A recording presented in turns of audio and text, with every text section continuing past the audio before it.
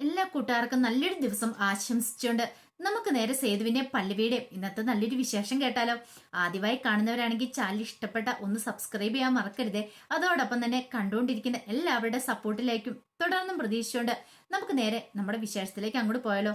അങ്ങനെ ഇന്നത്തെ വിശേഷത്തില് മാധവമേനന്റെ മുറിയിൽ നിന്ന് തിരികെ ഹാളിലേക്ക് വന്നു കഴിഞ്ഞപ്പോൾ തന്നെ ഗോവിന്ദൻ നമ്പൂതിരി പറഞ്ഞു, അതെ, ചില അനിഷ്ട സംഭവങ്ങളൊക്കെ കാണുന്നുണ്ട്, ഒന്നുകൂടെ ഒന്ന് പ്രശ്നം വെച്ച് നോക്കണമെന്ന് പറയണം. അങ്ങനെ വീണ്ടും പ്രശ്നം വെച്ച് നോക്കുക. പ്രശ്നം വെച്ച് നോക്കിക്കഴിഞ്ഞപ്പോഴത്തേനും നമ്പൂതിരി പറഞ്ഞു, അതെ, ഞാൻ ഉദ്ദേശിച്ച പോലെ തന്നെയാണ് കാണുന്നത്. കാരണം മാധവമേനന്റെ മരണത്തിൽ ചില ദുരൂഹതകളൊക്കെ കാണുന്നുണ്ടെന്ന് പറയാണ്. പെട്ടെന്ന് പൂർണ്ണിമയും സേതു അവരൊക്കെ പരസ്പരം നോക്കുകയാണ്. പ്രതാപൻ ഞങ്ങൾ സഹിച്ചില്ല. പ്രതാപന്റെ മനസ്സിൽ കൂടെ പല പല ചിന്തകളും കടന്നു പോവാ. താൻ പിടിക്കപ്പെട്ടാലോ എന്നൊരു ഭയം അയാളുടെ മനസ്സിലുണ്ടാവുന്നുണ്ട്. പെട്ടെന്ന് പ്രതാപൻ ചാടിക്കേറി പറഞ്ഞു, ദേ നമ്പൂരി എന്തൊക്കെയാ പറയണേ, വെറുതെ കള്ളത്തരം പറയണ്ട. മരണത്തിൽ ഒരു ദുരൂഹതയില്ല. അതേ ഹോസ്പിറ്റലിൽ വെച്ചാണ് അളിയൻ മരിച്ചത്. ഹോസ്പിറ്റലിൽ വെച്ച് മരിച്ചു കഴിയുമ്പോൾ അതിനകത്ത് എന്ത് ദുരൂഹത ഉണ്ടാകുന്നേ, ഒരു ദുരൂഹതയില്ലെന്ന് പറയണം. വെറുതെ പൈസ പിടുങ്ങാമായിട്ട് ഇങ്ങനെ കാര്യങ്ങൾ പറയില്ലെന്ന് പറയണം.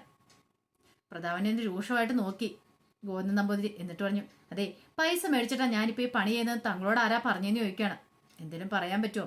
പ്രതാപൻ പെട്ടെന്ന് പറഞ്ഞു, വേറെ ആരെങ്കിലും ചിലപ്പം പൈസ കൊടുത്തു കാണും, എന്നിട്ട് ഇങ്ങനെയൊക്കെ പറയാനായിട്ട് പറഞ്ഞു കാണുമായിരിക്കും എന്ന് പറയാം. കുറുപ്പാമ്മൻ പറഞ്ഞു, പ്രതാപ നീ ഒന്നും മിണ്ടായിരിക്കുന്നുണ്ടോ എന്ന് ചോദിക്കുക.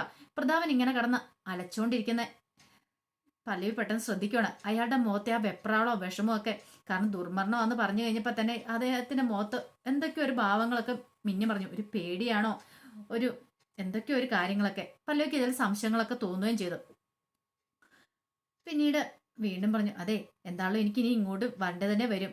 കാരണം ചില പ്രശ്നങ്ങളൊക്കെ ഞാനിവിടെ കാണുന്നുണ്ട്. ഇനിയും ചിലപ്പോൾ ദുരന്തങ്ങൾ ഈ കുടുംബത്തിൽ വന്നു ഭവിച്ചേക്കാന്ന് പറയണം.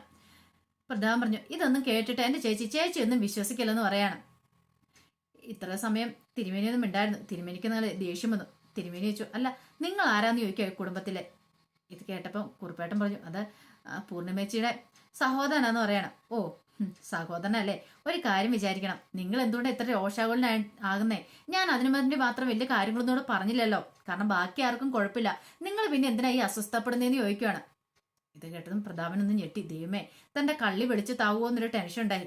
അതെ, ഇങ്ങനെയുള്ള ഈ എന്തേലും പറഞ്ഞു കഴിയുമ്പോൾ എടുത്തുചാട്ടം ഉണ്ടല്ലോ, അതത്ര നല്ലതിനല്ല എന്ന് പറയണം. പ്രതാപൻ പറഞ്ഞു, ഞാൻ പിന്നെ പറഞ്ഞ മറ്റൊന്നും കൊണ്ടല്ല, അച്ഛൻ്റെ കല്യാണം വരുമല്ലേ, അപ്പൊ അതിന്റെ ഇടയ്ക്ക് മുടക്കങ്ങളൊന്നും ഉണ്ടാവണ്ടെന്ന് കരുതിയാന്ന് പറയണം. ഇതൊന്നുമില്ല, അത്ര നല്ലതിനല്ല പ്രതാപന്ന് പറയാണ്. പ്രതാപന് മുഖത്ത് അടിയേറ്റോലേ പേ. പ്രതാപൻ അത്രയ്ക്ക് എന്താണെങ്കിലും പ്രതീക്ഷിച്ചില്ല. പിന്നീട് തിരുമേനി പറഞ്ഞു, ഞാനങ്ങോട്ട് ഇറങ്ങുക. എന്തായാലും ഇടയ്ക്ക് എന്തെങ്കിലും ആവശ്യമുണ്ടെങ്കിൽ എന്നെ വിളിച്ചാൽ മതി, ഞാൻ വന്നേക്കാന്ന് പറയണം. ധൈര്യമായിട്ടിരുന്നു, ഒന്നും സംഭവിക്കില്ല എന്നൊക്കെ പറഞ്ഞിട്ടാണ് അങ്ങോട്ട് ഇറങ്ങണേ. അങ്ങനെ ഇറങ്ങിക്കഴിയുമ്പോഴത്തേനും കുറുപ്പേട്ടനും ആ കൂടെ ചെന്നു. പിന്നീട് കുറുപ്പേട്ടനോട് തിരുമേനി പറഞ്ഞു, അവരെ ഇങ്ങോട്ട് വിളിക്കാം, കുട്ടികളെ ഇങ്ങോട്ട് വിളിക്കാൻ പറയണം. സേതുവിനെയും പല്ലവിനെയും കൂടി ഇങ്ങോട്ട് വിളിക്കാൻ പറയാം. അങ്ങനെ സേതുവും പല്ലവിയും കൂടെ അങ്ങോട്ട് വന്നു കഴിഞ്ഞപ്പോഴത്തേനും സേതുവിനെ ഇങ്ങോട്ട് അടുത്ത് വിളിച്ചിട്ട് പറഞ്ഞു, അതെ, എന്നോടെല്ലാം പറഞ്ഞിട്ടുണ്ട് മാധവമേനൻ, എനിക്ക് കാര്യങ്ങളൊക്കെ അറിയാം. അച്ഛനോട് കുറെ അനിഷ്ടങ്ങളൊക്കെ ഉണ്ടായിരുന്നല്ലേന്ന് ചോദിക്കുകയാണ്. അതേന്ന് സേതു തലയാട്ടുമാണ്. പക്ഷെ ഇനി ഒരു കാരണവശാലും ഈ വീട്ടിൽ നിന്ന് പോരുത്. ഈ കുടുംബം തകരാതിരിക്കാനായിട്ട് നിങ്ങൾ എപ്പോഴും ഇവിടെ ഉണ്ടായിരിക്കണമെന്ന് പറയാം. പിന്നീട് പല്ലവിയോട് നോക്കിയിട്ട് പറഞ്ഞു, ഇദ്ദേഹത്തിന് താങ്കും തണലുമായിട്ട് എപ്പോഴും ഈ കുടുംബത്തിൽ നിങ്ങളും ഉണ്ടായിരിക്കണമെന്ന് പറയാം. പല്ലവിയോട് പറഞ്ഞു, കുറെ പ്രശ്നങ്ങളൊക്കെ ഉണ്ടാവും, എന്നാലും അതൊന്നും കാര്യമാക്കണ്ട. കടല് പോലെ വന്നാലും അതൊക്കെ പതുക്കെ ഇറങ്ങിപ്പോക്കോളും.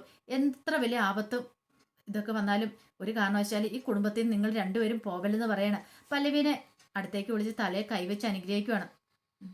അങ്ങനെ അനുഗ്രഹിച്ചുകൊണ്ടിരുന്ന സമയത്ത് സേതു പറഞ്ഞു, അത് തിരുമേനി, പല്ലവിക്ക് കൂടെ പ്രശ്നങ്ങളും കാര്യങ്ങളും ഉണ്ടെന്ന് പറഞ്ഞാൽ അതൊക്കെ എനിക്കറിയാം. എല്ലാ പ്രശ്നങ്ങളും മാറും അധികം വൈകാതെ തന്നെ. ഒരു കുന്നിനൊരു കുഴി ഉണ്ടെന്നല്ലേ പറയണേ, അതുപോലെ തന്നെ ഒരു രാത്രിക്ക് ഒരു പകലുണ്ട്. എല്ലാം വരും. ചിലപ്പോൾ പ്രശ്നങ്ങളൊക്കെ ഉണ്ടാവും, അതൊക്കെയല്ലേ ഒരു ജീവിതം. പക്ഷെ എല്ലാം തരണം ചെയ്ത് നല്ലൊരു നിമിഷം വരും. അതിനായിട്ട് നമ്മൾ കാത്തിരിക്കണമെന്ന് പറയണം. എന്നാൽ ശരി, ഞാൻ അങ്ങോട്ട് ഇറങ്ങട്ടെ എന്ന് പറയുമ്പോൾ തിരിഞ്ഞു കഴിയുമ്പോഴത്തേനും പുറകേന്ന് സേതു വിളിക്കുകയാണ്. സേതു വിളിച്ചിട്ട്, തിരുമേനി, എനിക്കൊരു കാര്യം അറിഞ്ഞാൽ കൊള്ളാമെന്നുണ്ട്. എൻ്റെ അമ്മ എന്ന് പറയാണ്. വർഷങ്ങൾക്ക് മുമ്പ് പോയതാ, എവിടെ എന്താണെന്നും അറിയത്തില്ല എന്ന് പറയണ. ഇത് കേട്ടതും തിരുമേനി പറഞ്ഞു, കാത്തിരിക്കുക, അന്വേഷിച്ചുകൊണ്ടിരിക്കുക എന്നല്ലേ പറഞ്ഞേ. അന്വേഷണം നടക്കട്ടെ, ചിലപ്പോൾ വരുമായിരിക്കും. എപ്പോഴെങ്കിലും നല്ലൊരു വെളിച്ചം നമ്മുടെ ജീവിതത്തിലേക്ക് കടന്നു വരുമായിരിക്കും എന്ന് പ്രതീക്ഷിക്കാം. പിന്നെ ഞാനൊന്നും പറഞ്ഞില്ല, വന്നാലും എന്ന് പറഞ്ഞിട്ട് തിരുമേനി അങ്ങോട്ട് നിർത്തുവാണ്. കൂടുതലൊന്നും പറഞ്ഞില്ല. എന്നാൽ ശരി, നമുക്ക് വീണ്ടും കാണാമെന്ന് പറഞ്ഞ് തിരുമേനി അങ്ങോട്ട് പോവാ. എന്ത് ചെയ്യണമെന്ന് അറിയത്തില്ല. സേതുവിന് വല്ലാത്ത സങ്കടമായി. തിരുമേനി കൂടുതലൊന്നും പറഞ്ഞിട്ടില്ല. എന്താണ് തന്റെ അമ്മേനെ കുറിച്ച് എന്തൊക്കെയോ സത്യങ്ങൾ അദ്ദേഹത്തിന് അറിയാമെന്നൊരു തോന്നല് സേതുവിന്റെ മനസ്സിലുണ്ടാകുന്നുണ്ട്. പിന്നീട് അകത്തേക്ക് വന്നു കഴിയുമ്പോൾ പൂർണ്ണിമയോട് കിടന്ന് ചൂടായിക്കൊണ്ടിരിക്കുകയാണ് പ്രതാപന്. എന്റെ ചേച്ചി ഒന്നും വിശ്വസിക്കില്ല, ഇതൊക്കെ പൈസ കൊടുത്ത് അവൻ ചെയ്യിച്ച പരിപാടിയാന്നൊക്കെ പറഞ്ഞുകൊണ്ടിരിക്കുകയാണ്. അപ്പോഴേക്ക് സേതു പല്ലവിയും കുറുപ്പേണ്ണും കൂടെ അകത്തേക്ക് കയറി വരുവാണ്. കുറുപ്പേട്ടൻ വന്നിട്ട് പ്രതാപ നീ എന്തൊക്കെയാ പറയണേ, എന്താ നിനക്ക് എന്താ സാമാന്യ ബോധം ഇല്ലെന്ന് ചോദിക്കുകയാണ്. ബോധം എനിക്ക് ഉണ്ട്, പക്ഷെ അതില്ലാത്ത ഇവിടെ പലരും ഉണ്ടെന്ന് പറയാണ്. ഇത് കേട്ട സേതു ഒന്നും മിണ്ടിയില്ല. ഇവൻ ഒറ്റയോടെ തന്നെ ചേച്ചി എല്ലാത്തിനും കാണണം. ഇവനാണ് കല്യാണം മുടക്കാൻ മനഃപൂർവ്വം ഓരോന്ന് വരുത്തി തീർക്കുന്ന അല്ലേ, ഒന്ന് ഓർത്തു നോക്കിയേ. ഇത്ര വലിയ തിരുമേനിയാന്ന് പറയുന്നു. തിരുമേനി വിൽപത്രത്തിനകത്ത് കുറെ കാര്യങ്ങൾ, തിരുമേനിയല്ല മാധവേട്ടൻ വിൽപത്രത്തിനകത്ത് കുറച്ച് കാര്യങ്ങൾ എഴുതി വെച്ചിട്ടുണ്ട്. 60, 30, 10 അങ്ങനെയൊക്കെ പറഞ്ഞല്ലേ ഭാഗിച്ചു വെച്ചിരിക്കുന്നത്. അവസാനത്ത് ഈ 10 ആർക്കാണ്? ആ 10 ആർക്കാ കൊടുത്തേക്കുന്ന വല്ല ബോധമുണ്ടോ? അങ്ങനെ വലിയ തിരുമേനിയാണെങ്കിൽ അത് കണ്ടുപിടിച്ച് പറയത്തില്ലായിരുന്നോ? അതൊന്നും പറഞ്ഞില്ലല്ലോ. അപ്പൊ അതിനർത്ഥം എന്താ? ഇതെല്ലാം ഊടായിപ്പാന്ന് പറയണം. പൂർണ്ണം പറഞ്ഞു എനിക്ക് വിശ്വാസ തിരുമേനീനെ. അതെ, പ്രതാപനൊന്ന് അന്വേഷിച്ച് നോക്കിയാനായിട്ടുണ്ടെങ്കിൽ അറിയാണ്ട് സാധിക്കുമെന്ന് പറയാം. എന്റെ ചേച്ചി ഇതൊക്കെ വെറും ഊടായിപ്പ. ഇവന്റെ പ്രധാനപ്പെട്ട പണിയായത് എങ്ങനെയെങ്കിലും കുടുംബത്തെ തകർക്കുക. അതിനു വേണ്ടിയാണല്ലോ ഇവനിങ്ങോട്ട് കയറി കൂടിയിരിക്കുന്നത് എന്നൊക്കെ പറഞ്ഞൊരു പ്രതാപം ഭയങ്കര ചൂടാവണം. അത്രയോ സമയം സേത് കേട്ടോണ്ടിരുന്നു. അവസാനം പറഞ്ഞു അല്ലേ തന്നെ ഒന്ന് ചിന്തിച്ചു നോക്കിയേ, ഇവൻ എന്തിനാ ഇങ്ങോട്ട് വന്നേന്ന്. ഒരുത്തിനെയും വിളിച്ചോണ്ട, അവളോ ഒരു ഭർത്താവുണ്ട്, എന്നിട്ട് കാമുകനോടൊപ്പം ഇവിടെ ഒന്നും ജീവിക്കുന്നുണ്ട്. ശരിക്കും പറഞ്ഞിട്ടുണ്ടെങ്കിൽ ഇവർ രണ്ടുപേരും തമ്മിലുള്ള ബന്ധം എനിക്ക് പറയാൻ പോലും നാണക്കേടാ. എന്റെ നാവ് പോലും അറയ്ക്കൂന്ന് പറയാണ്. അത്ര സമയം കേട്ടോണ്ട് സേതു ഓടിച്ചെന്നിട്ട് പ്രതാപന്റെ കോളറിന് അവിടെ കയറി കുത്തിപ്പിടിക്കണം. നീ എന്താടാ പറഞ്ഞേ? ദേ ഇനി ഒന്നുകൂടെ പറഞ്ഞാടല്ലോ, മുഷ്ടി ചുരുട്ടി നിന്റെ മൂക്കിന് ഞാൻ ഇടിക്കും. ഞാൻ നിന്റെ മൂക്കിന്റെ പാലം ഞാൻ തകർക്കുന്നൊക്കെ പറയണം. പെട്ടെന്ന് അങ്ങോട്ടേക്ക് എന്ന് പൂർണ്ണവരാൻ പിടിച്ചു മാറ്റാൻ ശ്രമിക്കുക. സേതു പിടിപെട്ടിയില്ല. സേതു പിടിപെടാതെ തന്നെ അവനെ പിടിച്ചോണ്ടിരിക്കുകയാണ്. അയാൾക്ക് ശ്വാസം പോലും കിട്ടുന്നില്ലായിരുന്നു. അയാൾ കിടന്ന് പെടച്ചോണ്ടിരിക്കുക. പിന്നീട് കുറുപ്പേട്ടൻ എല്ലാം ചേർന്ന് സേതുവിനെ കൊണ്ട് മാറ്റുവാണ്. കുറുപ്പേട്ടൻ പറഞ്ഞു ഇത് പ്രതാപൻ ചോദിച്ചു വാങ്ങിയതല്ലേ, ഇതിന്റെ ആവശ്യം ഉണ്ടായിരുന്നു നിനക്കെന്ന് പറയണം. ഓഹോ, അപ്പൊ ഞാനിവിടെ ആരും അല്ലാതായല്ലേ എന്ന് പറയണം. ഇത് കേട്ടോ സേതു പറഞ്ഞു അതെ, ഇത് ഞങ്ങളുടെ കുടുംബക്കാരുവാ, എന്ത് ചെയ്യണം ഞങ്ങൾ തീരുമാനിച്ചോളാം. അതിനകത്ത് പുറമേ നിന്ന് ഒരാളുടെ ആവശ്യം ഞങ്ങൾക്ക് ഇല്ലാന്ന് പറയണം. ഞാൻ കാണിച്ചു തരാണെന്നൊക്കെ പറഞ്ഞുകൊണ്ട് അങ്ങോട്ടേക്ക് പോവാണ്. ഈ സമയം സേതു പറഞ്ഞു എന്ത് ചെയ്യാനാ, അച്ഛനെ വിവാഹം കഴിക്കുന്ന പയ്യൻ അവന്റെ വീട്ടിൽ നിന്നായി പോയി. അല്ലായിരുന്നെങ്കിൽ ഇപ്പൊ ഞാൻ അവനിട്ട് 4 കൊടുത്തേ വിടുണ്ടായിരുന്നുള്ളതെന്ന് പറയാം. കുറിപ്പേട്ടൻ പറഞ്ഞു സേത് ചെയ്തതിൽ ഒരു തെറ്റും എനിക്ക് കാണാനില്ല പൂർണ്ണിമേ, എന്തായാലും നല്ല കാര്യം ചെയ്തത്. കുറെ സമയം പ്രതാപം മനുഷ്യനെ ഇങ്ങനെ ബുദ്ധിമുട്ടിച്ചോണ്ടിരിക്കുന്നേ. അച്ഛനാണെങ്കിലും നല്ല സന്തോഷമായിരുന്നു. നേരത്തെ ഇത് വലിയേട്ടൻ കൊടുക്കേണ്ടായിരുന്ന ഒരു ചിന്തയായിരുന്നു മനസ്സിലുണ്ടായിരുന്നേ. പിന്നീട് രാത്രിയായി കഴിഞ്ഞിട്ടാണെങ്കിൽ കിടന്നുറങ്ങാൻ പറ്റുന്നുണ്ടായിരുന്നില്ല സേതുവിനെ. കണ്ണടച്ച് കഴിയുമ്പോൾ മാധവമേനോന്റെ അതാണ് മുഖമാണ് മനസ്സിലേക്ക് വരുന്നത്. വല്ലാത്തൊരു ചിന്തയും ടെൻഷനും ഒക്കെ മനസ്സിലേക്ക് കടന്നു വരിക. എന്ത് ചെയ്യണമെന്ന് അറിയത്തില്ല. അവസാനം തന്നെ വന്ന് കാണാമെന്നും താൻ അദ്ദേഹത്തെ ആട്ടിപ്പായച്ചൊക്കെ ഓർമ്മയിലേക്ക് വരുമ്പോഴത്തേനും സേതുവിന് വല്ലാത്തൊരു വിമിഷ്ടമൊക്കെ തോന്നുക. എന്ത് ചെയ്യണമെന്ന് അറിയത്തില്ല. അതുപോലെ തന്നെയായിരുന്നു പൂർണ്ണിമയുടെ മനസ്സിലും. ഒരു പക്ഷെ അദ്ദേഹത്തിന് മരണത്തിന് ദുരൂഹത ഉണ്ടായിരിക്കുമോ എന്താണെന്നറിയത്തില്ല. ഈ സമയം പല്ലവി എന്ത് ചെയ്യാണ്, പാറുവിന് മെസ്സേജ് അയക്കുക. പാറു, എനിക്ക് ഇവിടുത്തെ പൊന്നുമടത്തിലെ മാധവൻ സാറിന്റെ മരണത്തിൽ എന്തൊക്കെയോ സംശയങ്ങളൊക്കെ തോന്നുന്നുണ്ട്. സേതുവേട്ടന്റെ അച്ഛന്റെ മരണം എന്തൊക്കെയോ ദുരൂഹതകളുണ്ട്. എനിക്ക് ഒരാളെ സംശയമുണ്ട്, പക്ഷെ അത് ഇവിടെ ആരോടും പറയാൻ പറ്റില്ല. എനിക്ക് തെളിവില്ലല്ലോ. പക്ഷെ എനിക്ക് നിന്നോട് സംസാരിക്കണം എന്നൊക്കെ പറഞ്ഞ് ഒരു മെസ്സേജ് അങ്ങോട്ട് ഇടുവാണ്. ഈ സമയം മുറിയില് ഋതു കണക്കുകളും കാര്യങ്ങളും നോക്കിക്കൊണ്ടിരിക്കുക. അപ്പൊ സ്വാതിയാണെങ്കിൽ ഫോണിൽ നോക്കിക്കൊണ്ടിരിക്കുക. അപ്പത്തേനും അച്ചു അങ്ങോട്ട് വന്നു. അച്ചു ഇങ്ങനെ മിണ്ടായിരിക്കുന്ന കണ്ടപ്പത്തേനും സ്വാതി ചോദിച്ചു എന്താ ചേച്ചി ഇപ്പോഴും തിരുമേനി പറഞ്ഞ കാര്യങ്ങളൊന്നും വിട്ടില്ലെന്ന് ചോദിക്കുക. എന്റെ മനസ്സിലാ തിരുമേനി പറഞ്ഞ കാര്യങ്ങളൊക്കെയാ. ഒരു പക്ഷേങ്കില് അച്ഛന്റെ മരണം ദുരൂഹ മരണമായിരിക്കുമോ, എനിക്കൊന്നും കൂടെ മനസ്സിലാകുന്നില്ലെന്ന് പറയാം. സ്വാതി പറഞ്ഞു അതെങ്ങനെ ശരിയാവും, അച്ഛൻ ഹോസ്പിറ്റലിൽ കിടന്നല്ലേ മരിച്ചേന്ന് ചോദിക്കുകയാണ്. ഋതു ഇങ്ങനെ ആലോചിക്കുക. അല്ല ഞാൻ ഒരു കാര്യം ചോദിച്ചിട്ട് അതവിടെ നിൽക്കട്ടെ, നിന്നോട് അച്ഛനെ അവസാനമായിട്ട് വിളിച്ചടുത്ത് നിർത്തി എന്തൊക്കെയോ കുറെ കാര്യങ്ങൾ പറഞ്ഞല്ലോ, അതെന്താന്ന് ചോദിക്കുകയാണ്. ഒരു നിമിഷം അവളൊന്ന് ഞെട്ടി, അച്ഛനൊന്ന് ഞെട്ടി. അതൊന്നും ഇല്ലാന്ന് പറയണേ. എന്താ കാര്യം? പ്രത്യേകിച്ചൊന്നും ഇല്ലാന്ന് പറയണേ. എന്തോ കാര്യമുണ്ട്, വെറുതെ കള്ളത്തരം പറയണ്ടെന്ന് പറയണേ. അല്ല അത് പിന്നെ വലിയേട്ടനെ വീട്ടിലേക്ക് കൂട്ടിക്കൊണ്ട് വരണം, അങ്ങനെയൊക്കെ വലിയേട്ടന്റെ കാര്യത്തെക്കുറിച്ചാണ് പറഞ്ഞേ.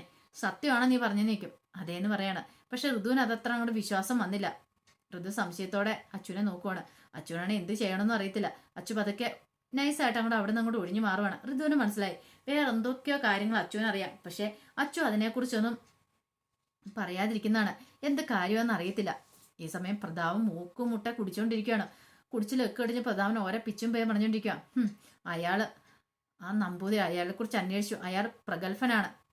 അയാൾ എന്തൊക്കെയാ പറഞ്ഞു വിട്ടിരിക്കുന്നത്, അയാൾ പറഞ്ഞ കാര്യങ്ങളൊന്നും എതിരായിട്ടും തെറ്റായിട്ടില്ലെന്ന്. അയാൾ എന്റെ ശത്രുവായിട്ട് വന്നിരിക്കുക എന്നൊക്കെ പൊലമ്പിക്കൊണ്ടിരിക്കുക. അപ്പോഴേക്കും പത്മ വന്നിട്ട് ചോദിച്ചു ഓഹോ മൂക്കമുട്ട കുടിച്ചിട്ട് പിച്ചും പേയും തുടങ്ങിയോന്ന് ചോദിക്കുകയാണ്. ഞാൻ കുറച്ചോ കുടിച്ചിട്ടുള്ളെന്ന് പറയാം. മതി നിങ്ങൾ കുടിച്ചെന്ന് പറഞ്ഞിട്ട് ആ കുപ്പി അങ്ങോട്ട് മേടിക്കുകയാണ്.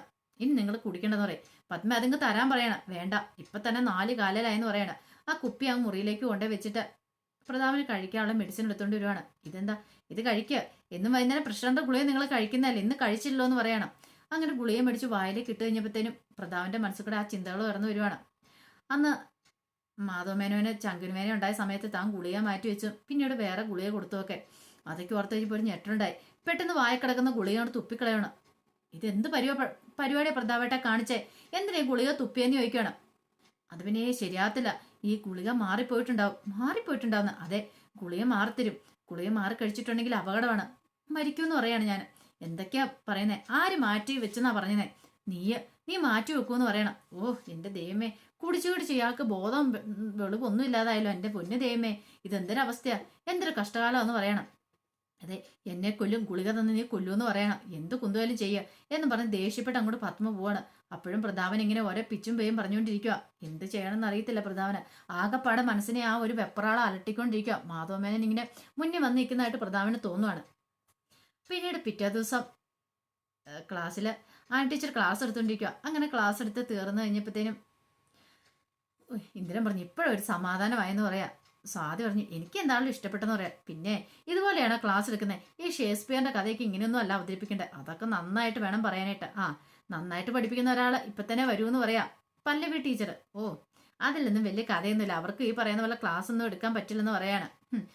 അതെ, നന്നായിട്ട് പഠിപ്പിക്കുന്നവരുണ്ട്, നന്നായിട്ട് പഠിപ്പിക്കുന്നവരുടെ വാല കെട്ടാൻ കൊള്ളുവല്ല ഈ പറയുന്ന പല്ലവി ടീച്ചറെ എന്നൊക്കെ പറഞ്ഞുകൊണ്ട് അങ്ങനെ സ്വാതിയുടെ അടുത്തേക്ക് ചേർന്നിരിക്കുകയാണ് ഇന്ദ്രൻ. ഈ കാഴ്ച കണ്ടാണ് അങ്ങോട്ട് പല്ലവി കയറി വരണം. പല്ലവി രൂക്ഷമായിട്ട് നോക്കുകയാണ് രണ്ടുപേരെ.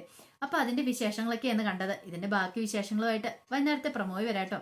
പിന്നെ വിശേഷങ്ങൾ ഇടാൻ കുറെ ലേറ്റ് ആയി, അപ്പൊ കറണ്ട് ഇല്ലാത്തതുകൊണ്ടാട്ടോ. എന്താണെങ്കിലും വൈകുന്നേരം മുതൽ കൃത്യസമയത്ത് തന്നെ വീഡിയോ ചാനലിനകത്ത് അപ്ലോഡ് ചെയ്യാട്ടോ. അപ്പോൾ ഒരിക്കൽ കൂടി എല്ലാവർക്കും നല്ലൊരു ദിവസം ആശംസിച്ചു നിർത്തുന്നു. നന്ദി.